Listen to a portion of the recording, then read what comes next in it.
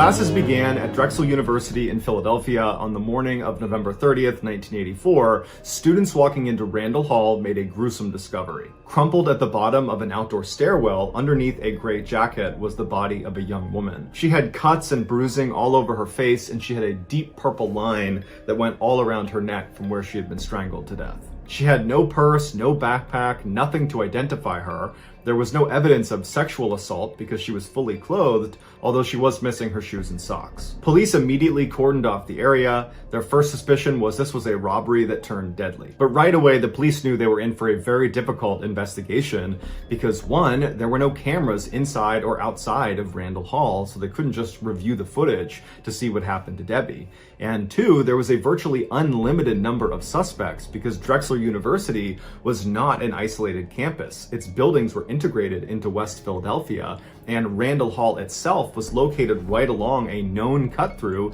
that residents that lived in and around Drexel would use almost every single day. And it was clear this young woman had not been killed in this stairwell. She had been killed elsewhere and then dragged a great distance, losing her shoes in the process before being dumped at this spot. But just a couple of hours after the body was discovered, the police received a lucky break when a young man who was combative and frantic rushed the closed-off crime scene and demanded he be let through because he said he knew the identity of the dead girl. The police were immediately suspicious because they didn't even know who this dead girl was. So they pull the young man aside and they interview him, and he tells police his name is Kurt Rayner, he's a student at Drexel University, and he believes the girl they had found, the dead girl, was his girlfriend, 20-year-old Debbie Wilson, who was also a student. And then he proceeded to give police a very long and complicated explanation of how he figured out the girl inside was his girlfriend. He said the night before he was with Debbie in Randall Hall in the computer lab in the basement. He said Debbie had a big project that was due the next day and that he had offered to just keep her company while she worked. But by about 1:30 in the morning, Debbie still had a lot of work to do,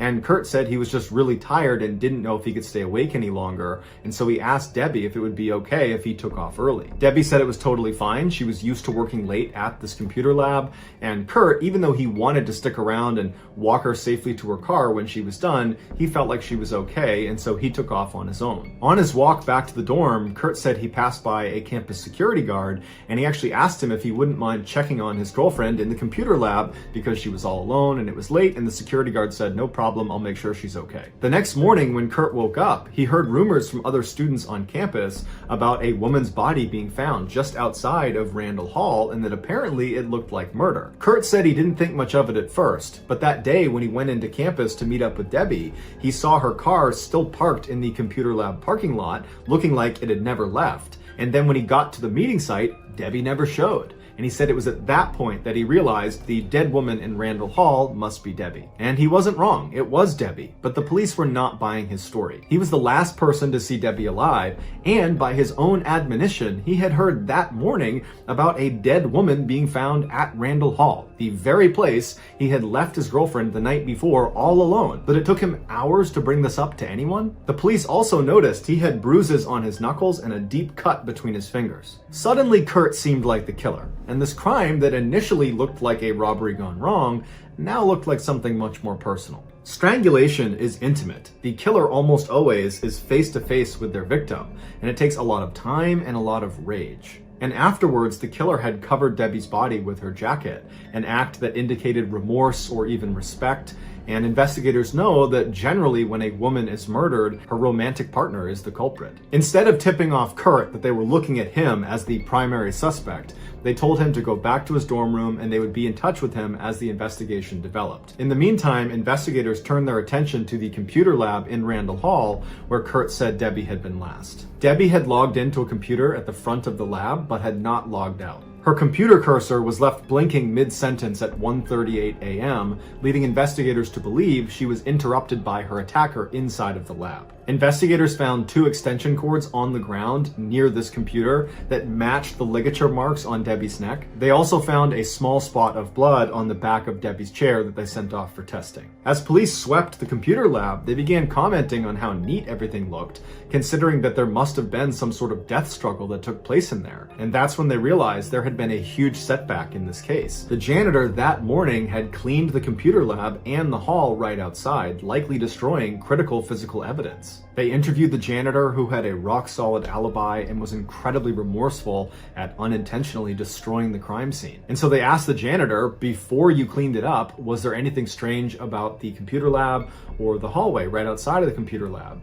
And the janitor said no, it was all normal, but she did say it looked like the tables and chairs had been moved around inside of the computer lab, but it didn't stand out to her because it always looked that way when she went in to clean it up. Because the police lacked physical evidence, they couldn't just go arrest Kurt, even though they wanted to. And so instead, they asked him if he'd be willing to come down to the station for a formal interview, and he said he would. During the interview, Kurt insisted he had nothing to do with Debbie's death. As for the bruises and cut on his hand, he said he had punched a wall after finding out what had happened to Debbie, and the cut in the middle of his fingers was from working on his car, but neither of those things could be proven. After this interview yielded no new results, and they still had no evidence on Kurt, they told him he could go, and in the interim, they began digging into his alibi. Kurt had previously told police that after leaving Debbie in the computer lab, on his walk back to his dorm, he had passed a security guard and asked that security guard to check on Debbie. And so the police were able to track down that security guard who confirmed Kurt's alibi. The security guard's name was Bryce Clapman, who was a longtime employee of Drexel University with a stellar work record and no criminal history.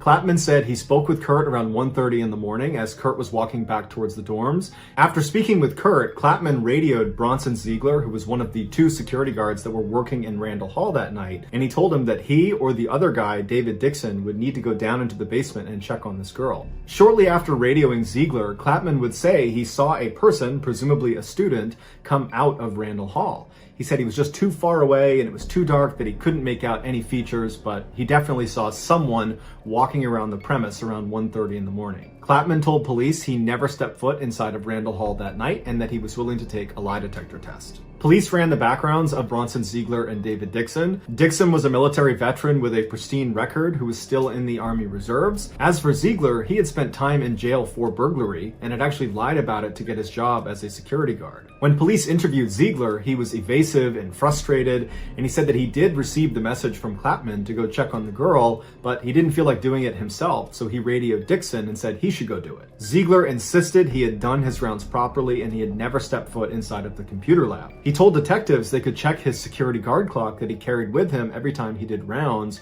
which was basically like a punch card where there was designated stations along his security rounds where he would punch this card that stamped a time that he had arrived at that station.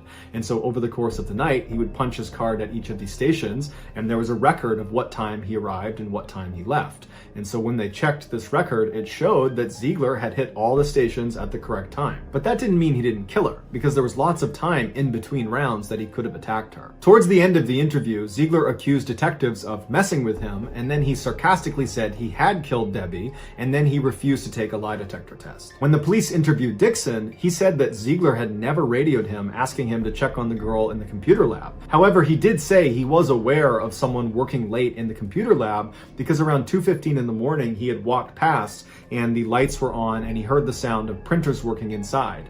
And so not wanting to disturb whoever was in there, he didn't even poke his head in. He just figured he would come back in a couple hours and make sure they were gone.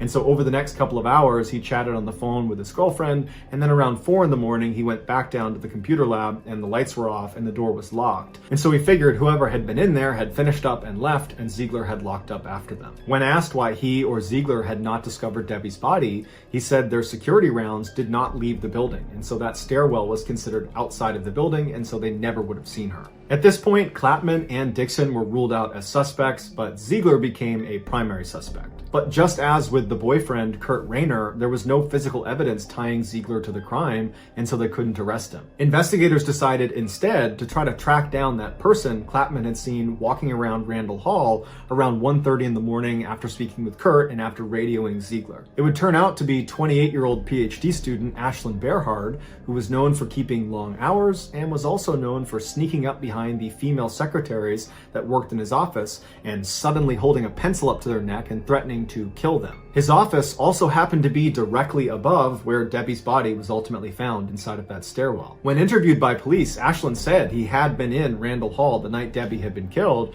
but didn't know Debbie, had no interaction with her, and didn't leave his office the whole night. He quickly agreed to take a lie detector test, but he failed it. Scrambling to explain it, he named 2 other students that were in the office with him that could be his alibi. But when police spoke to these two other students, they said, no, Ashland was not in the office the whole time. He left around 1 in the morning and was gone for about 3 hours. He said he was going to take a nap. When the police approached Ashland with this information, he said, oh, you know what? I forgot to tell you about my nap. Yes, I left for a few hours. I stepped outside for a breath of fresh air, went back inside and slept in one of the study hall rooms. But besides that, I was inside of that building for a full 24 hours and I never saw Debbie. I had no interaction with her. It's just coincidence that my nap coincided with when she was killed. But detectives were not buying it. They believed wholeheartedly that now, finally, they had found their killer. But just like with Kurt and with Ziegler, they had no physical evidence tying Ashland to the crime, and so they couldn't arrest him. And because they were not able to make any arrests, the police just continued to look for more suspects. And so they began speaking to some of Debbie's friends and acquaintances, and it came out that Debbie actually had a stalker. It was another student named Alan Smith, who had previously been one of Debbie's very close friends, but at some point he wanted to take the relationship from platonic to romantic, and Debbie rejected him. Alan apparently didn't take this very well and took to following Debbie around campus, trying to get her to stop and talk to him and try to reconcile their relationship, but Debbie every time would just say no, and Alan got increasingly more angry about it. And just the day before Debbie was killed, their friends saw Debbie fighting with Alan in the middle of campus, where Alan had actually grabbed her shoulder and was shaking her and yelling at her. Police tracked down Alan, and he was cooperative and said he did not kill Debbie, but he didn't have an alibi. He just said he was alone in his apartment on the night that Debbie was killed. And so, like all the other primary suspects in this case, there was no physical evidence tying Alan to the crime, and so they couldn't make an arrest. Around this time, the lab that tested the blood spatter that was on Debbie's chair inside of the computer lab came back with their results. DNA profiling was not available back then, so all they could provide was blood type. The blood type that came back from that little spot was type A, and Debbie's blood was type O, meaning this blood spot likely belonged to Debbie's killer, who during their struggle must have gotten wounded and then bled on the chair. And so right away, the police got Kurt Rayner, Bronson Ziegler, Ashland Bearhard, and Alan Smith to all come in and provide a blood sample, and they figured if any one of them was type A, that they probably were the killer. But unbelievably, when their test results came back in, none of them were type A. It was a crushing blow to the investigation. The first few days after Debbie's killing seemed so full of promising leads, but now with this blood type development, investigators had no suspects. And all of a sudden, the Drexel community was starting to panic. Students were outraged at the light security and wondered why the security guards were not allowed to carry weapons. The administration put up a $10,000 reward for any information about who could have done this. And the president of the university told students to use the buddy system and never be alone on campus because he believed the killer was one of us. No one could understand why anyone would want to target Debbie in the first place. She seemed like such a wonderful person that was nice to everyone. She had modeled in high school, but she wasn't vain. She'd actually turned down getting braces because she was worried it might affect her clarinet playing. She was an average student, but she had an uncommon drive. She worked really hard to get good grades. Whenever she was feeling down or wasn't feeling motivated, she would stare at a picture of a Mercedes-Benz car that was there to inspire her and remind her what she could achieve if she continued to work hard. When she was killed, that picture of the Mercedes-Benz still hung above her desk.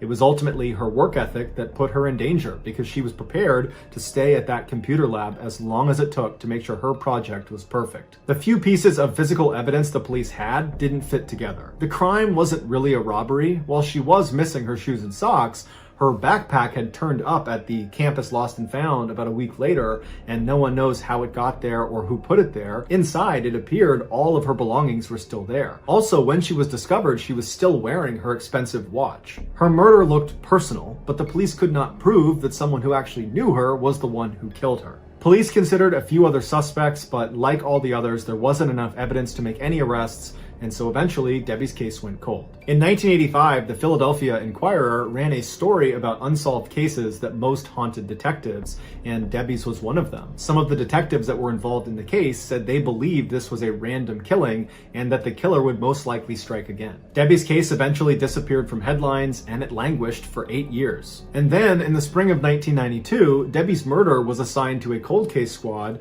led by Detective Bob Snyder.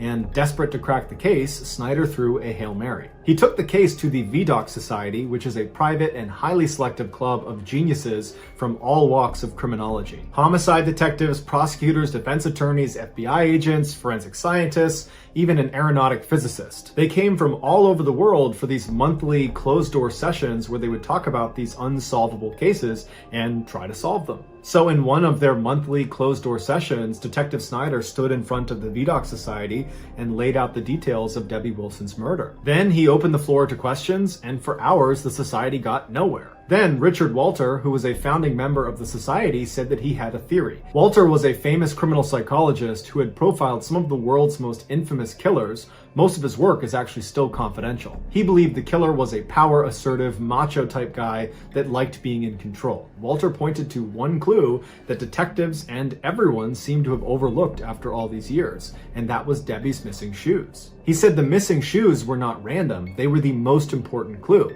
The killer, Walter predicted, was a foot fetishist. Detective Snyder had nothing else to go on, and he was really intrigued by this idea, so he brought the information back to the cold case squad and they began re-interviewing everybody involved in the case. When they spoke with the manager of the computer lab at Randall Hall, he told them he was always bothered by one particular detail.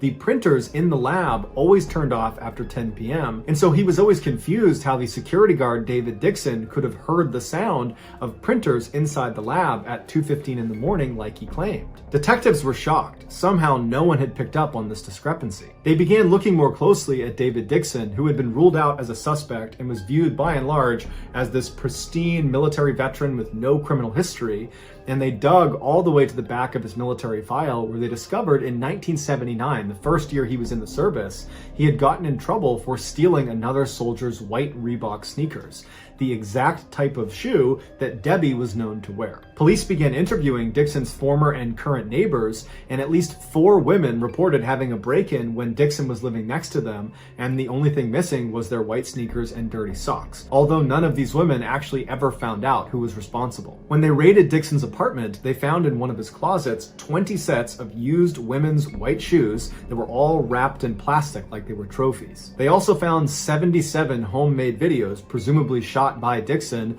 that are just filming the feet of women walking around in white shoes. Dixon's alibi on the night that Debbie was killed was that most of the time he was on the phone with his girlfriend. His girlfriend had become his wife, and then she became his ex-wife. And so when detectives spoke to her, she told them that they had only spoke for a couple of minutes that night, not for a couple of hours. Police arrested Dixon in June of 1993, and he never admitted to anything, but as soon as he got into his cell, he started bragging to his cellmate about how he had killed Debbie because he wanted to have his way with her feet, and his cellmate immediately told on him. Dixon was ultimately found guilty of killing Debbie Wilson, and he was sentenced to